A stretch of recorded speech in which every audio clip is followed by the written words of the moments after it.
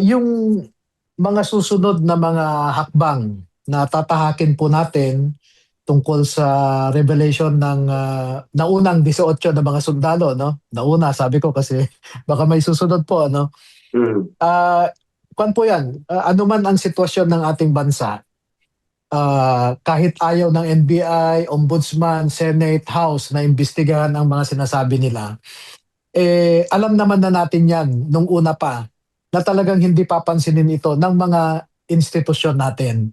Kaya nga inuna na natin yung press con noon, no? Mm. At yun, ang gagawin natin sa mga susunod na mga araw o mga linggo ay ipagpapatuloy natin yung paglalabas ng mga karagdagang mga impormasyon, karagdagang Mm. mga witnesses, no? Na nakakaalam sa mga nangyari.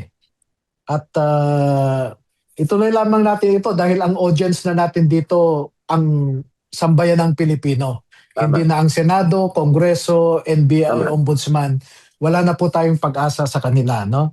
Ang taong bayan na lang ang may karapatan na malaman kung ano Correct. ba ang nangyari sa kanilang buwis, no?